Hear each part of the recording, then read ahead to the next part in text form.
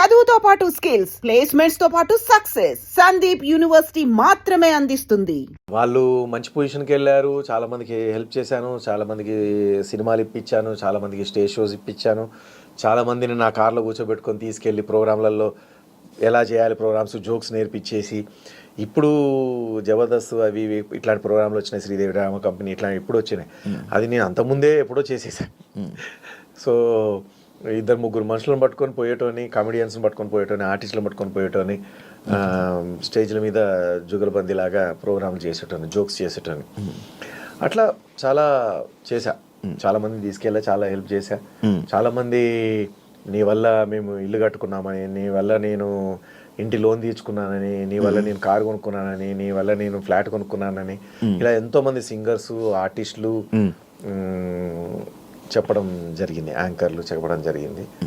Only సంతోషం, దేవుడి దయ వల్ల. అప్పుడున్న ఊపులో పైగా అప్పుడు నేను ఇవ్వడం కూడా ఎలా ఇచ్చేవాడిని అంటే, ఒక ఆర్టిస్ట్కి 25,000 ఇస్తారు ప్రోగ్రామ్కి, స్టేజ్ షోకి తీసుకెళ్తే అంటే నేను 30,000 ఇచ్చేవాడిని. ఒక సింగర్కి 15,000 ఇస్తారంటే 16,000 18,000 ఇచ్చేవాడిని.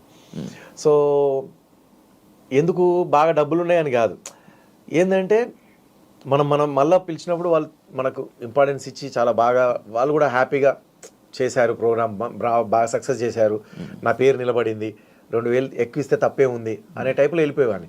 అప్పుడు నేను మళ్ళీ బ్యాచులర్ని, నాకేమి డబ్బుతో పని లేదు. కానీ ఇట్లా ఉంటుంది సమాజం, డబ్బులు చాలా అవసరము, ల్యాండ్స్ కొనుక్కోవాలి, తర్వాత పెళ్ళి అయ్యేటప్పుడు పెళ్లి కూతురు వాళ్ళ నాన్న మీకేముంది అని అడుగుతాడు, ఇవన్నీ మనకు తెలియదు కదా. సో అసలు ఏమీ లేని స్థాయి టక్కన అట్లా వచ్చేసరికి, టక్కన అంటే టక్కనేం రాలేదులేండి, కానీ కష్టపడుతూనే వచ్చాను. కానీ ఈ ఆస్తులు పాస్తులు అనేవి ఉండాలి, ల్యాండ్లు కొని పెట్టుకుంటే మళ్ళీ తర్వాత అది మనకు అన్నం పెడుతుంది, తర్వాత మన పిల్లలకి అక్కడికి వస్తుంది అనేది ఆలోచన లేదు.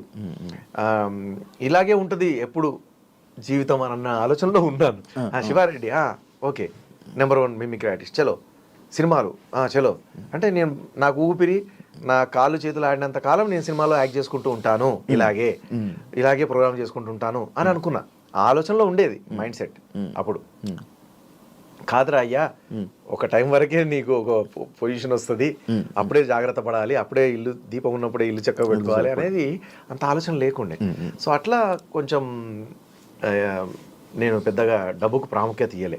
సో కష్టపడ్డాను, మరి అలాంటప్పుడు నువ్వు డబ్బుకు ప్రాముఖ్యత ఇవ్వకపోవడం ఏంది, అంత కష్టాల నుంచి వచ్చావు కదా, రూపాయికి 2 రూపాయలకు కూడా ఏడ్చావు కదా, అన్నానికి ఏడ్చావు కదా అని అనుకోవచ్చు. కానీ కష్టపడ్డాను, డబ్బు వాల్యూ తెలుసు. కానీ నాకు ఎట్లా అంటే అవతల వాళ్ళ బాధలు నా కష్టానికంటే ఎక్కువ మొగ్గు చూపించేవాడిని అనమాట. అందుకని నా దగ్గర ఏమున్నా ఇచ్చేసేవాడిని, దీని విలువ తెలియక కాదు, అంతే. సో అట్లా చేసేసాను. బట్ అన్న, ఇప్పుడు నువ్వు నార్మల్గా వేరే డైరెక్టర్ల దగ్గరికి కానీ సినిమా అవకాశాల కోసం వెళ్తావా, అడుగుతావా? ఎందుకు వెళ్ళాలి, చాలాసార్లు వెళ్ళాను, వెళ్తూ ఉంటాను, ఫోన్లలో టచ్లో ఉంటాను. కొంతమంది నెక్స్ట్ ఇయర్ నెక్స్ట్ సినిమా అంటూ ఉంటారు. కొంతమంది రెస్పాండ్ అవ్వరు, మళ్ళీ వాళ్ళ సినిమా ఫెయిల్ అయిన తర్వాత వెంటనే రెస్పాండ్ అవుతూ ఉంటారు. వాళ్ళు సినిమా షూటింగ్ చేస్తున్నంత రోజులు రెస్పాండ్ అవ్వరు. మళ్ళీ వాళ్ళ సినిమా సూపర్ డూపర్ సక్సెస్ అయిపోయిన తర్వాత ఎక్కడనో మళ్ళీ ఏదైనా ఫంక్షన్లో కలిసినప్పుడు అరే కలవాల్సింది ముందుగా, మన దానిలో మంచి క్యారెక్టర్ ఉండే అని అంటూ ఉంటారు. ఇట్లా రకరకాలు నడుస్తుంటాయి భయ్యా. కానీ అడుగుతారు మీరైతే, మీ ద్వారా నేను ఎప్పుడు అడుగుతూనే ఉంటాను. టీవీ షోస్ అంటే అంతకుముందు పోయి అడిగినంతగా ఇప్పుడు అడగట్లేదు. ఎందుకంటే ఎక్కడికి పోయినా కూడా, ఏ ఆఫీస్ పోయినా మీరు ఎందుకు వచ్చారు భయ్యా, మీరు రావడం ఏంటి, మీరు ఫోన్ చేస్తే అయిపోయేది కదా సార్కి అని చెప్పేసి కింద ఉన్న వాళ్ళు డైరెక్ట్ పోయి డైరెక్టర్ ప్రొడ్యూసర్ గారినో అడిగితే, నువ్వేంటన్నా, నువ్వెందుకు వచ్చావన్నా, అరే ఒక ఫోన్ కాల్ చేస్తే అయిపోయేది కదా, నువ్వు టచ్లో ఉండి చెప్పేస్తాను, నీకెందుకు, నేను చెప్తాను అని చెప్పేసి అంటారు. పోతే ఒక బాధ, పోకపోతే ఒక బాధ. ఇంకా ఇది ఎంత సతమతంగా ఉంది భయ్య, ఏం చేయాలో అర్థం కాక, సరే చూద్దాం, మనం పడే కష్టం మనం పడుకుంటూ పోదాం. ఎన్నటికైనా మళ్ళీ మంచితనం అనేది గెలుస్తుంది, ఎన్నటికైనా కష్టపడేటోడికే మళ్ళీ పని దొరుకుతుంది, ఎన్నటికైనా డూప్ ఎవరు రియాలిటీ ఎవరు అని తెలుస్తుంది, ఎన్నటికైనా మంచోడెవడు చెడ్డోడెవడు అని తెలుస్తుంది. ఏ రోజుకైనా అది బయటపడుతుంది. ఎన్ని రోజులు దాగచ్చినా దాగదు అది. మంచితనము బయటపడాల్సిందే, చెడ్డతనం బయటపడాల్సిందే. అన్న, మీ లైఫ్ని సెట్ చేసి కాకపోతే నాకు శక్తి సామర్థ్యం ఉన్నప్పుడే తొందరగా నా మంచితనం బయటపడి నా టాలెంట్ కానీ నా గుణగణాలు కానీ తెలుసుకొని డైరెక్టర్లు కానీ ప్రొడ్యూసర్లు కానీ అవకాశం ఇస్తే బాగుంటుంది. ఇది మొత్తం ఇక ముసలోడిని అయిపోయి మంచం మీద పడ్డ తర్వాత వస్తే అప్పుడు ప్రయోజనం ఉండదు కదా. అప్పుడు ఒక ఆర్టిస్ట్ని కోల్పోయినట్టే ఇండస్ట్రీ. ఇప్పటికే చాలా మంది మంచి ఆర్టిస్టులను కోల్పోయింది. బ్యాక్ పిచ్చింగ్ జరుగుతుందా అన్న మీ దాంట్లో? వెనకతల నుంచి మాటలు, వెనకతల నుంచి తొక్కడాలు అలాంటివి ఉన్నాయా? ప్రతి దాంట్లో ఉంటుంది. నీ దాంట్లో లేవా? శివారెడ్డి గారు వస్తున్నారు ఇంటర్వ్యూ చేయాలంటే అమ్మ నేను చేస్తా, ఆయన ఎందుకు నేను చేస్తా అని చెప్పేసి ఇట్లా చాలా మంది ఉంటారు. అట్లాగే ఇంకొకరికి ప్రమోషన్ ఇస్తున్నామంటే ఆయనకి ఎందుకు, ఈయన ఉన్నాడు కదా, ఈయన బాగానే ఉన్నాడు కదా, ఈయనకి ఇవ్వచ్చు కదా ప్రమోషన్ అని ఉన్న వాళ్ళు ఉంటారు. ఒక సినిమాలో ఒక క్యారెక్టర్ ఒకరికి ఇస్తున్నామనంటే ఎందుకులే నా పక్కన వీడు బాగుంటాడు వాడిని పెట్టు, వీడిని ఎందుకు వీడొద్దు వాడిని పెట్టు అని చెప్పేసి వాళ్ళకి లింక్ ఉన్న వాళ్ళకి పెట్టించుకుంటూ ఉంటారు. నేను జరుగుతూ ఉంటాయి. ఉంది చాలా ఉంది తెలుగు ఇండస్ట్రీలో. ఎందుకు తెలుగు ఇండస్ట్రీ అని ఏ ఇండస్ట్రీలోనే ఉంది, ఇంకా తెలుగు ఇండస్ట్రీలోనే ఎక్కువ ఉందని అనుకోవచ్చు. అవునా? నీకు అనుభవం ఏమైనా ఉందా? ఒకటి ఏమైనా? చాలా ఉన్నాయి. ఒక్కటే ఉంది, చాలా ఉండబట్టే కదా నేను ఇంకా ఇక్కడే ఉన్నాను. లేదంటే మంచి పొజిషన్లో ఉండేను. ఒక కమెడియన్ గాను, ఒక చిన్న కామెడీ హీరోగాను, కామెడీ సైడ్ హీరోగాను, లేకపోతే కామెడీ ఆర్టిస్ట్ గాను ఏదో నడిపించుకుంటూ ఓ సునీల్ లాగానో, ఓ ఆలీ అన్న లాగానో, ఇట్లా శ్రీనివాస్ రెడ్డి లాగానో అట్లా ఏదో నడుచుకుంటూ ఉండేది నాది. సత్యప్రాయేష్ లాగా, లేకపోతే మన వెన్నెల కిషోర్ లాగా ఏదో ట్రాక్ నడుస్తూ ఉండేది కదా. కాదన్న, ఇది దూకుడు సినిమా తర్వాత నేను యాక్చువల్ కమ్బ్యాక్ అనుకున్నా. అందరూ అనుకున్నారు. అసలు దూకుడు సినిమా తర్వాత నేను ఎక్కువ ఫన్ కూడా అనేది అంత బాగుండే. అరే చాలా రోజుల కనిపించేది. అంతెందుకు శ్రీను వైట్ల గారే ఇవ్వలే అంత పెద్ద హిట్ దూకుడు మూవీ. శ్రీను వైట్ల గారే మళ్ళీ పిలిచి ఇవ్వలే. తర్వాత 2 సినిమాలు 3 సినిమాలు చేశాడు.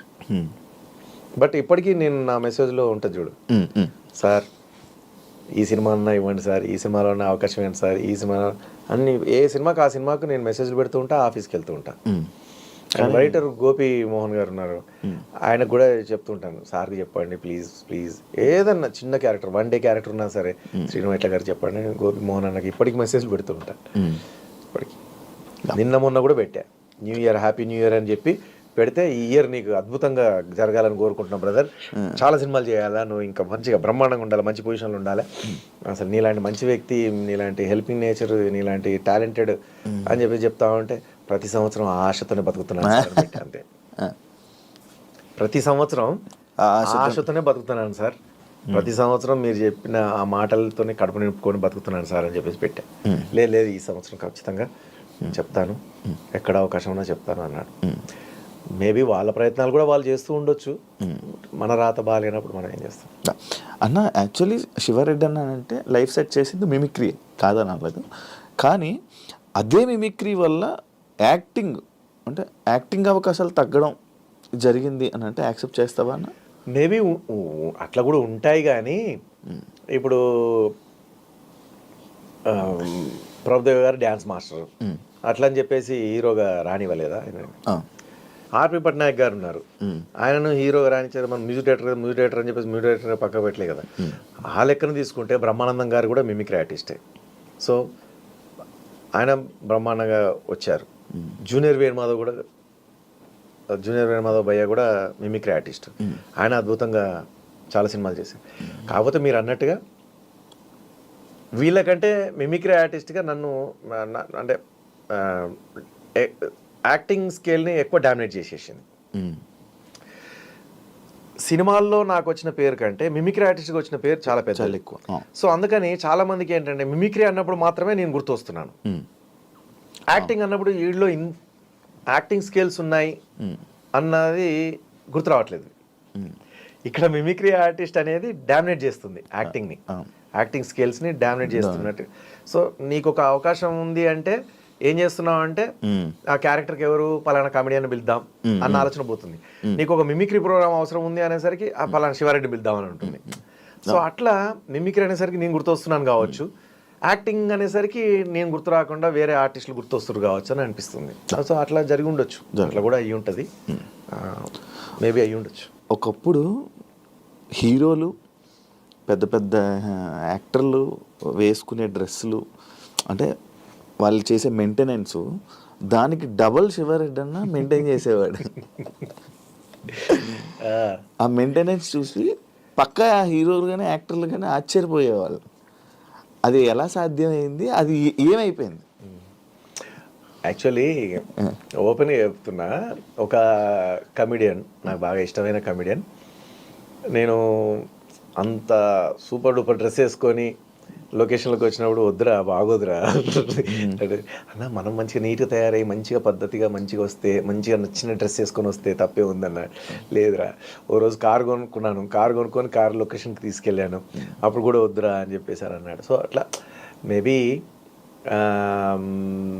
ఇప్పుడు చాలా మంది అంటారు శివారెడ్డికి ఏం మంచి పెద్ద ఇల్లు ఉంది అని చెప్పేసి. ఎవరికి లేదు చెప్పండి? ఏ కమిడియన్కి లేదు ఇల్లు చెప్పండి? అవును, అందరికి 2 ఫ్లాట్లు 3 ఫ్లాట్లు ఉన్నాయి, అందరికి ఇల్లులు ఉన్నాయి, అందరికి సొంత ఇల్లులు ఉన్నాయి. ఓకే, నా దగ్గర ఫ్లాట్ కొనుక్కున్న సుడిగాలి సుధీర్కి కూడా ఈరోజు 2 3 ఇల్లులు ఉన్నాయి నాకు తెలిసి. తెలియకుండా ఇంకెన్ని ఉన్నాయో నాకు తెలియదు, మరి చెప్తున్నా. సో దేవుడి దయ వల్ల తను పాపం ఫస్ట్ ఫ్లాట్ నా దగ్గరనే కొన్నాడు. చాలా తక్కువకి ఇచ్చా, సుడిగాలి సుధీర్ చాలా తక్కువకి ఇచ్చా. అడిగాడు అన్న నిన్ను ఈరోజు. అవును, ఓకే. సో అందులో నేను ఇంటీరియర్ చేయించింది ఎట్లా అంటే, నా అవార్డ్స్ పెట్టుకోవడం కోసం అని ఎస్ సింబల్తో వచ్చేటట్టుగా ఇంటీరియర్ డిజైన్ చేశాను అనమాట. క్రాకరీ హాల్లోకి రాగానే. సో అది శివ అన్నట్టుగా ఎస్ అని పెట్టుకున్నాను, నా నా నా పేరుతో వస్తుంది కదా అని. అది సుడిగాలి సుధీర్ ఎస్ ఎస్ నీకు కూడా. సో అప్పుడు ఆ ఫ్లాట్ తనకి అమ్మాను. ఇప్పుడు ఆయనకి ఒక పెద్ద ఇండిపెండెంట్ హౌస్ ఉంది. సో అట్లా ఏ కమిడియన్స్కు లేదు, అందరికి ఉన్నాయి. బట్ నా ఇల్లునే మెన్షన్ చేస్తారు. ఆయనకేంది ఇల్లు ఉంది సూపర్, అది ఇది మస్తు ఖతర్నాక్ ఇల్లు ఉంది. ఖతర్నాక్ ఇల్లు మామూలు ఇల్లు కాదు, అందరికి ఇల్లు ఉంది. ఎన్ని తినకుండా, ఎంత కడుపు కట్టుకొని, ఎంత ఏమీ కొనుక్కోకుండా, ఎందుకంటే దెబ్బలు తగిలినాగా, తగిలిన తర్వాత ఇంకా మళ్ళీ స్టార్టింగ్లో ఎట్లయితే అన్నానికి కష్టపడ్డానో అట్లా కడుపు కట్టుకొని రూపాయి కూడా పెట్టేసి ఆ ఇల్లు కొనుక్కున్నాను.